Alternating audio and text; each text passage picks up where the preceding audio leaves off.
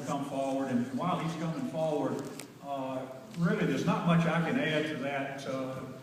The role of G.C. Adams really in establishing the forebearer to the 4-H organization. We all know what 4-H has done. If you will join them up here, Mr. Hulon.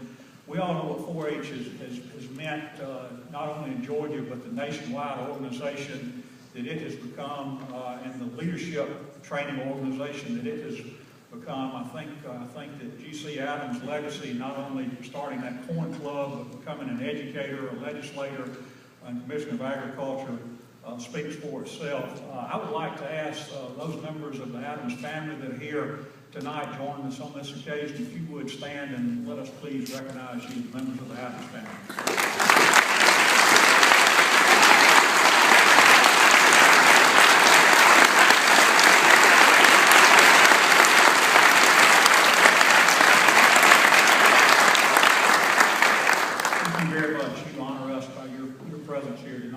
Mr. Hulon, if you would like to make any comments on behalf of the family, I will turn the microphone over to you, sir.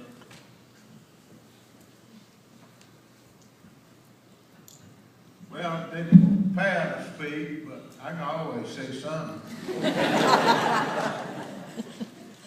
Make a long story short, my mother died when I was 2 years old from complications of childbirth from a baby. And 5 children in the family, and we sort of got split up. I wound up with G.C. Adams, my grandfather, from the time I was 2 years old till I graduated out of high school. And he was a different person, and he, I guess, taught me more than I ever learned in all the schooling I ever had. You never stop learning by around him. He would ask you questions, arithmetic, geography, history, physics, and you just had to learn. And he thought ignorance was a terrible thing. He said can't was not in his vocabulary. And I'm that way now, and I'm almost 85 years old, but I can do about anything.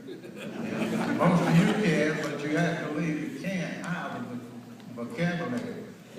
And one other thing instilled in me as a young man was cursing. He said was a sign of ignorance.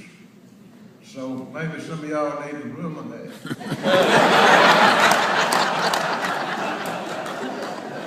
But speaking on behalf of three of his grandchildren here now, there's only 5 left, but I have a sister and a cousin here, and great-grandchildren, several of them, and we just consider it such an honor for this to happen. I think we said it's past due. Not many people know now, you tend to forget people after a few years, but he had such an effect on agriculture and education. And he was probably the smartest man I ever knew, because if he saw a word in the paper that he wasn't familiar with, from the time I was 6 years old, he had a Webster's dictionary 6 inches thick, and he would tell me to go look it up in the dictionary and give him a pronunciation and what it means. Well, you don't have people doing that anymore. And he also thought idleness was the devil's workshop. And I had a picture of me picking cotton. Yes, I picked cotton and plowed a mule too when I got big enough. But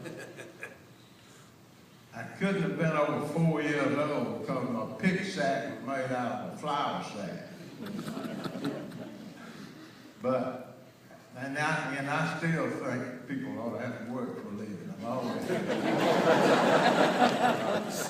But again, I just said, it's such an honor and a privilege to have this bestowed on him, and speaking for the and we appreciate it so much. Thank you.